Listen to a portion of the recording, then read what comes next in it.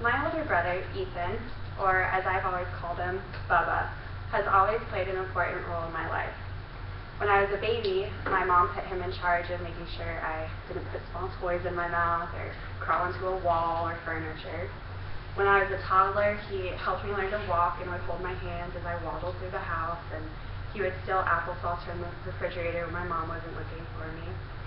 And when I was a child, he would take me on little adventures throughout the neighborhood, tell me scary ghost stories, and he was awesome in there. And when I was a preteen, we kind of drifted apart. He was in high school being an all-star athlete while I was in middle school trying to figure out what life was. But he still made time for me. He helped me practice basketball. He helped me with my karate and took me to track meets. He was also there in the ICU when I was diagnosed with diabetes. And then he also sat with me on the day that I found out my best friend died from a drunk driving accident. He was there through it all. And sometimes he didn't have to say anything, and that's what I needed. I just needed my Bubba. Through my teen years, he moved to North Carolina to attend college, but we actually grew closer during that time. He was always a text or a phone call away, and I texted and called him a lot. It was during that time that he helped me finally admit that I had depression and that I was suicidal. I didn't tell a lot of people, only him. And even though he was in North Carolina, he helped me get to a doctor and get help.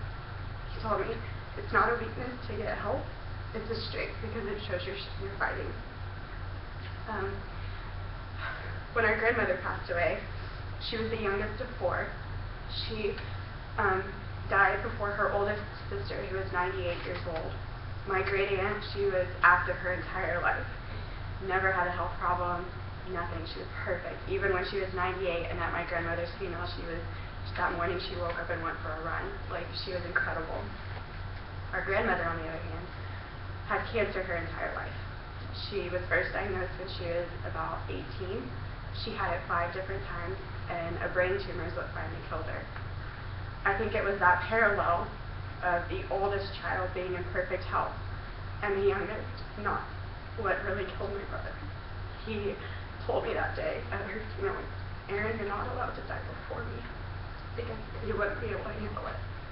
But the truth is, I wouldn't be able to handle him dying before me.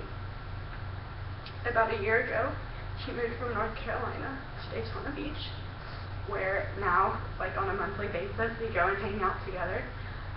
Usually it's just Netflix or go to a movie, but it's still a lot of fun. He, for some reason, always tries to get me started on like a Netflix binge of like Breaking Bad or The Walking Dead, and I'm like, Ethan, I don't have time for this. Like, I'm a college student, I have class, I have my sorority, I have dance marathon, I work. Like, when am I going to watch Breaking Bad and Walking Dead? Like, let's be real. But every time we're there, we always catch back where we were and keep going. There were many times throughout our life when I wanted to kill him. One particular point was my very last dance competition. I had danced for 10 years, and it was very hard for me to quit, but it was time to retire that part of my life, and I wanted him there, and he didn't show up. Why? Because he decided to go fishing, and I wanted to kill him. But I admit there were times he probably wanted to kill me too, like the time I walked up to his girlfriend and straight up told her he didn't love her and that he never would. So, I mean, it goes both ways. But even though we wanted to kill each other, I know he'll always be there for me and I'll always be there for him. And he will forever be my